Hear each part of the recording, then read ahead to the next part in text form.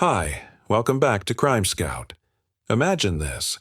You're sitting at the airport watching planes take off and land, and you see a man in a business suit calmly board a commercial flight.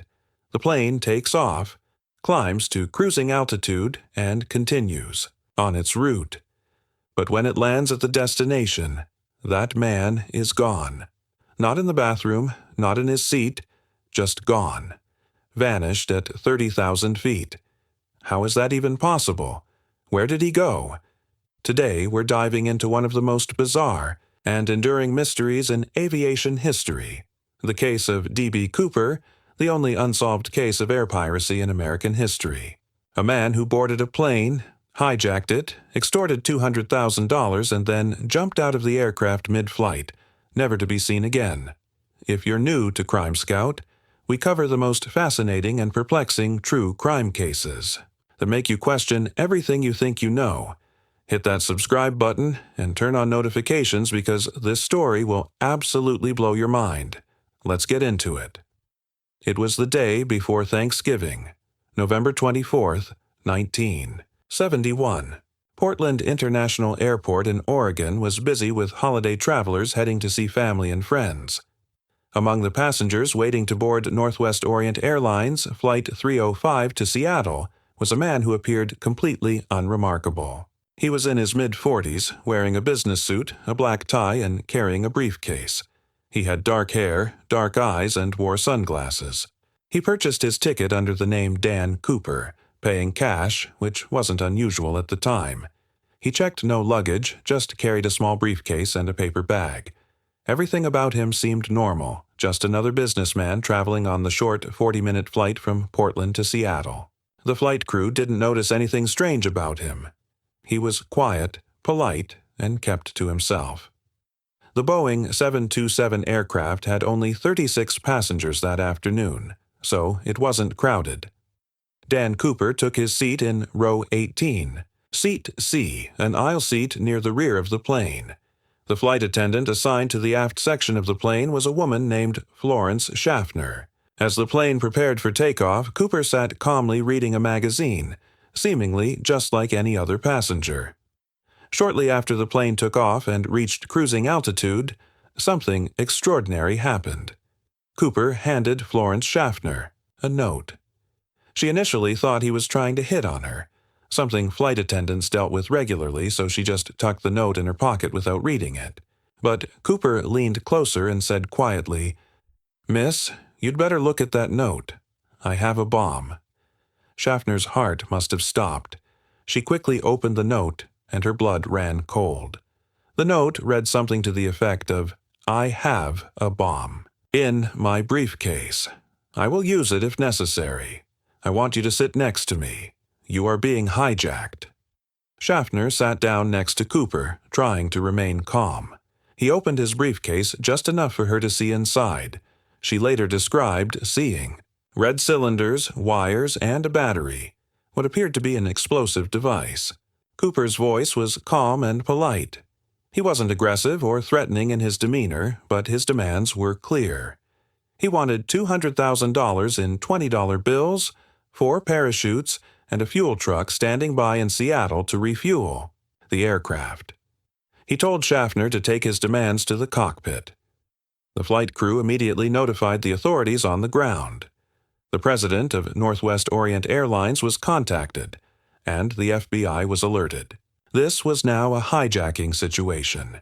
The decision was made to comply with all of Cooper's demands.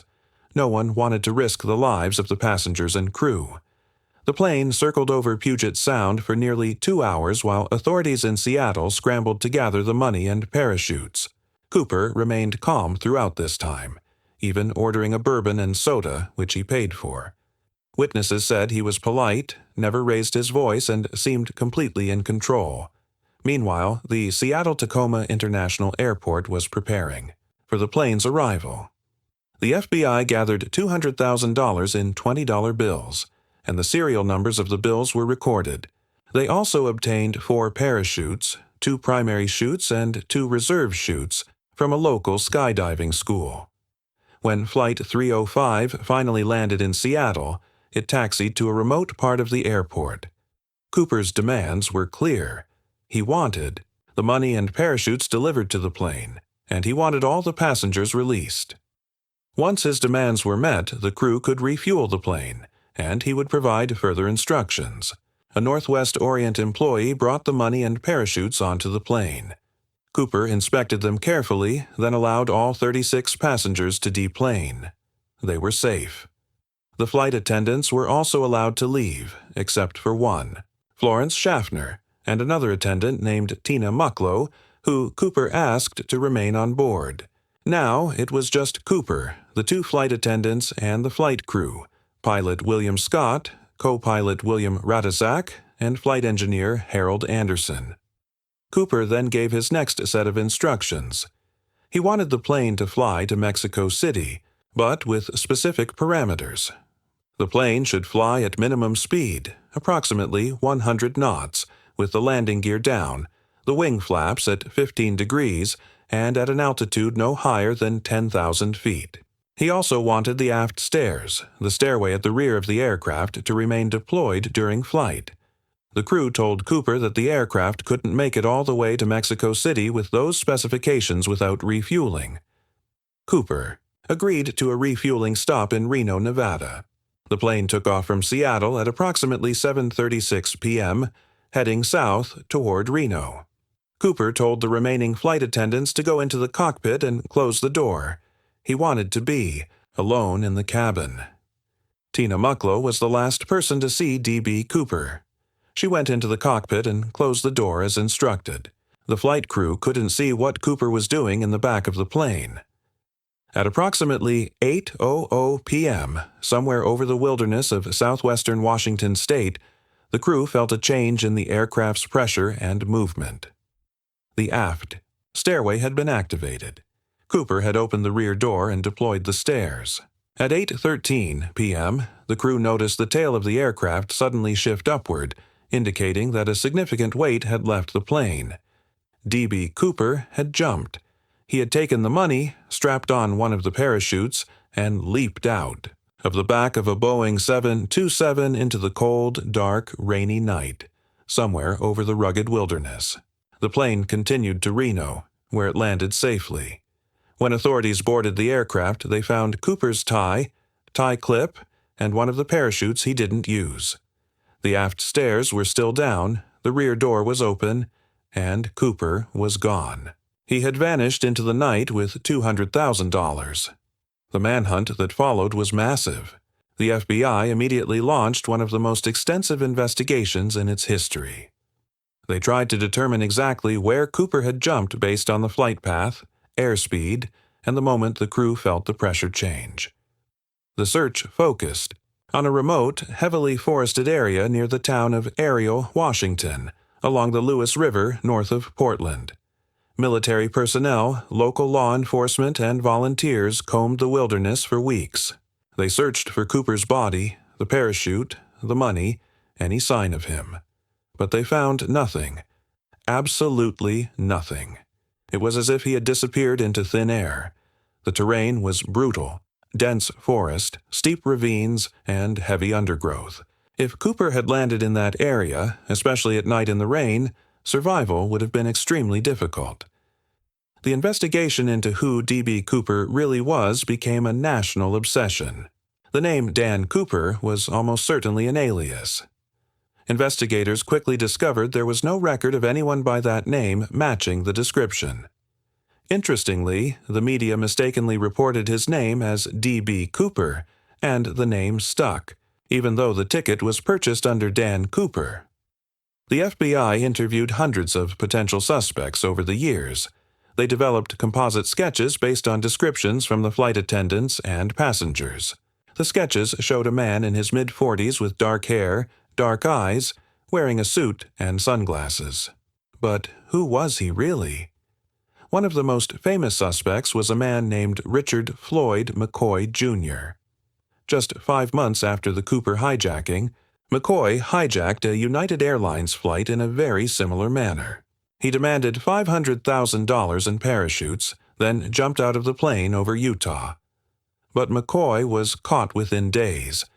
He matched the physical description of D.B. Cooper and had military paratrooper experience. However, McCoy was significantly younger than Cooper was described to be, and witnesses weren't certain it was the same person. McCoy was convicted and sent to prison, where he later escaped and was killed in a shootout with law enforcement. The FBI officially ruled him out as Cooper, but some investigators still believe he could have been involved. Another suspect was Robert Rackstraw, a former Army pilot and paratrooper with a criminal history. Rackstraw had the skills, the background, and the personality that fit the profile. He was investigated multiple times, but there was never enough evidence to charge him. Rackstraw died in 2019, never having been officially confirmed as Cooper. Over the years, more than 1,000 suspects were investigated. Family members came forward claiming their deceased relatives were D.B. Cooper. Deathbed confessions were reported, but none of the evidence was conclusive.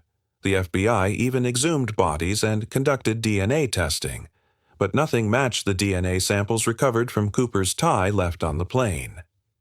In 1980, nearly 9 years after the hijacking, a major discovery was made.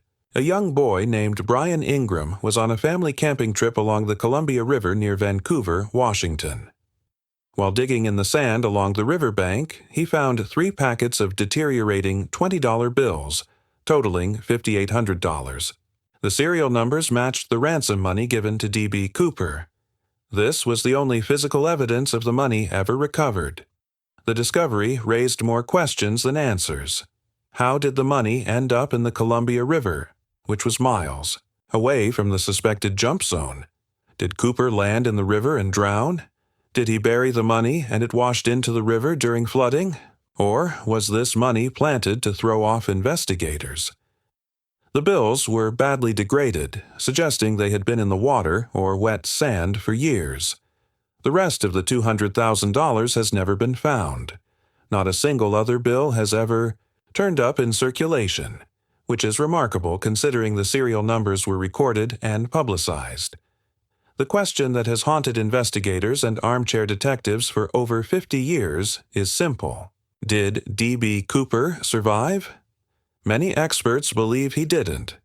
Jumping out of a jet aircraft at night, in the rain, over rugged wilderness with minimal skydiving experience, is almost suicidal.